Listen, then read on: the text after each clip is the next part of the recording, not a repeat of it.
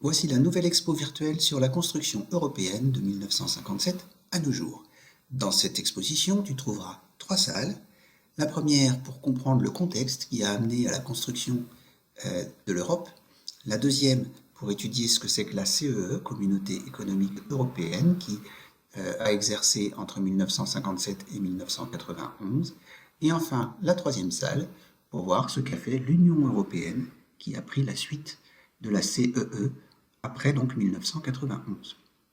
Rentrons donc dans la première salle qui est sur le contexte. Pourquoi on s'est donc mis à faire cette communauté économique européenne? Comment l'expliquer? Qu'est-ce qui s'est passé dans cette après-guerre? La première chose est liée au bilan de la guerre.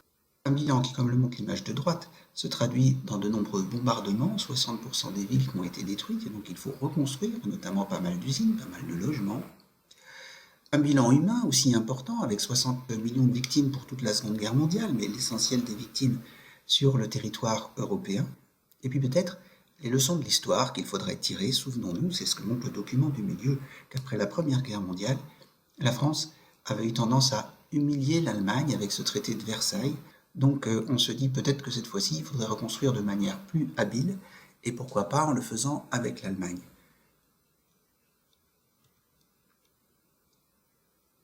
Deuxième aspect du contexte important, et tu l'as vu dans un autre chapitre d'histoire, nous sommes en pleine guerre froide après la Seconde Guerre mondiale.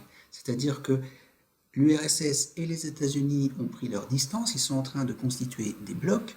Le bloc communiste cherche à étendre sa zone d'influence, le bloc américain cherche à freiner cette extension du communisme et propose à l'Europe une aide économique pour assurer leur reconstruction, qu'on appelle le plan Marshall. Donc, les pays d'Europe de l'Ouest, qui ont un petit peu ces valeurs-là, ont tendance à vouloir se regrouper. Et comme le montre la fiche de droite, ils veulent aussi peut-être se regrouper en espérant former une troisième force. Comme nous dit ce slogan-là, ça leur évitera l'écrasement entre les deux blocs. La fiche de gauche nous montre bien que c'est pour lutter contre le communisme. On a des petites faucilles et des petits marteaux qui sont dans les nuages noirs, et les pays européens ouvrent le parapluie européen justement pour se protéger.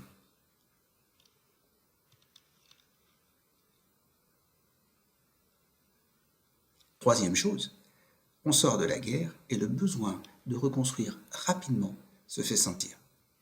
Deux hommes politiques français, Jean Monnet et Robert Schuman, qu'on appelle du coup les pères fondateurs de l'Europe, vont proposer à l'Allemagne notamment et à quelques autres pays européens de mettre en commun la production de l'acier et la production de charbon. Ce sont deux secteurs indispensables à l'économie d'après-guerre, deux secteurs importants aussi lorsqu'on est dans l'industrie de guerre. Et donc l'idée, c'est qu'en mettant ensemble ces secteurs-là, on peut effectivement éviter des tensions futures entre les deux. 6 pays arrivent donc à se mettre d'accord et à adhérer à ce projet-là qu'on appelle la CECA, Communauté européenne du charbon et de l'acier, en 1951. On les voit sur l'affiche, il s'agit de la France et de l'Allemagne, mais aussi de l'Italie, de la Belgique, des Pays-Bas et du Luxembourg. La fiche de gauche est assez parlante puisque charbon et acier sont écrits en français et en allemand. On voit à gauche l'installation qui existait pour l'extraction de charbon, on voit à droite une usine sidérurgique et entre les deux, les 6 pays européens qui se sont engagés dans cette communauté européenne du charbon et de l'acier. On peut passer maintenant à la salle 2, où c'est vraiment les débuts de ce qu'on appelle la construction économique européenne, la CEE, qui est créée à partir de 1957. Cette CEE est fondée par le traité qui s'appelle le traité de Rome, et une sorte d'élargissement de la CECA à d'autres domaines. On avait fondé jusque-là un marché commun qui était basé juste sur le charbon et l'acier. Comme ça se passe plutôt bien, on généralise ceci à tous les secteurs, et vous voyez que sur la fiche, c'est assez clair, le traité de Rome permet la libre circulation des personnes, la libre circulation des marchandises, et donc les barrières douanières sont supprimées entre ces 6 pays, les mêmes pays qui avaient signé la CECA. Le traité de Rome voit aussi quelques autres avancées, par exemple sur l'égalité salariale entre hommes et femmes, comme nous le montre le texte en bas à gauche. Petit à petit, les compétences de l'Europe ne vont cesser de se diversifier, ne vont cesser d'augmenter. Le traité de Rome prévoyait une politique agricole commune. Cette politique agricole commune se met en place à partir de 1962. Elle consiste à moderniser l'agriculture pour que celle-ci arrive à produire davantage. Et elle fixe des prix garantis aux agriculteurs. Deuxième secteur dans lequel les Européens essayent de faire des choses ensemble, c'est l'énergie nucléaire, en créant ce qu'ils appellent Euratom, une communauté européenne de l'énergie atomique. Enfin, on a des coopérations aussi culturelles, par exemple, le programme Erasmus, créé en 1987, et un accord entre les pays européens pour que les étudiants puissent aller étudier dans un autre pays européen, qu'ils bénéficient pour ça de bourses, et que leur diplôme passé là-bas, dans un autre pays européen, soit reconnu dans leur pays d'origine, bien sûr, quand ils reviendront. Enfin, on essaye aussi, bien sûr, en même temps, de développer les transports européens pour que les Européens s'approprient vraiment ce territoire et que ce soit plus facile d'aller d'un bout à l'autre du territoire, notamment en développant, par exemple, des lignes à grande vitesse.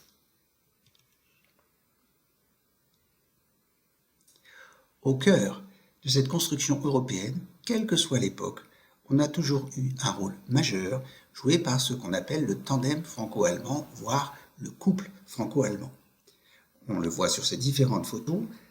Charles de Gaulle d'un côté pour la France, Konrad Adenauer pour l'Allemagne, ont œuvré au rapprochement entre l'Allemagne de l'Ouest et la France juste après la guerre. Sur la photo du milieu, notre président Valéry Giscard d'Estaing et le chancelier allemand Helmut Schmidt se sont mis d'accord pour fonder un système monétaire européen avec l'apparition d'une première monnaie européenne, l'écu. Et puis enfin, sur la droite, on voit notre président François Mitterrand avec le chancelier de l'époque Helmut Kohl. On les voit se serrer la main dans un lieu très symbolique à Verdun pour commémorer ensemble les victimes de ce premier conflit mondial. Et ces deux hommes politiques ont aussi œuvré à passer à l'Union européenne, qui est l'étape qu'on va voir juste après.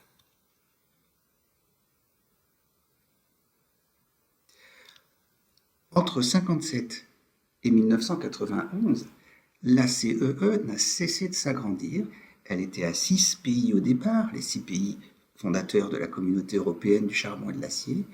Elle va finir à 12 pays à la fin de la CEE. On voit les différentes intégrations sur cette carte. D'abord, ça s'est passé au nord avec l'Irlande, le Royaume-Uni et le Danemark. Puis ça s'est passé vers la Méditerranée avec la Grèce. Et enfin avec l'Espagne et le Portugal. À la toute fin de la communauté économique européenne, c'est aussi la fin de la guerre froide. L'Est de l'Allemagne va aussi faire partie de la CEE. Rentrons dans la salle 3 pour comprendre comment on est passé à l'Union européenne et qu'est-ce que cette Union européenne a de nouveau par rapport à la communauté économique européenne et aussi les difficultés que rencontre l'Europe aujourd'hui.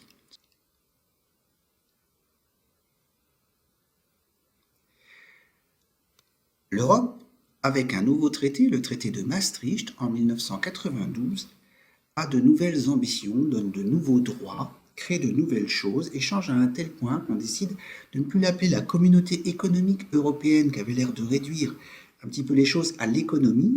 Elle refait des choses économiques quand même, et le traité de Maastricht notamment a prévu la création d'une monnaie unique, l'euro.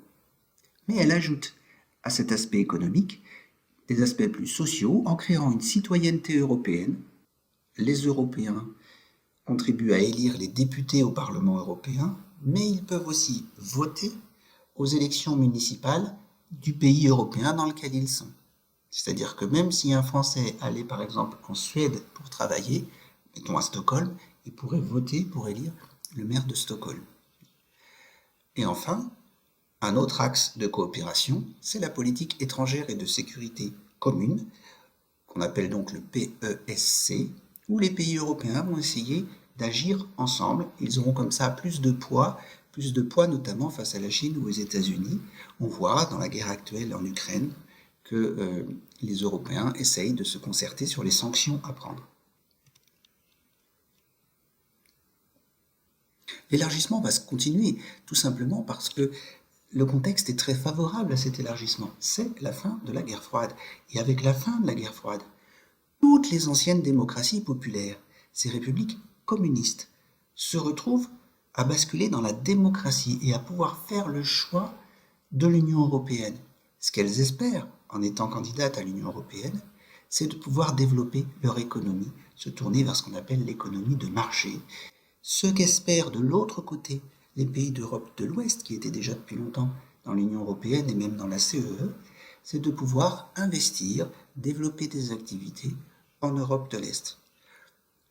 Sur cette période, 1992 à aujourd'hui, pratiquement aujourd'hui, l'Europe est passée de 12 à 28 pays à un moment, avec, entre 2004 et 2013, 13 nouveaux pays qui ont adhéré, la plupart étant des pays de l'Est.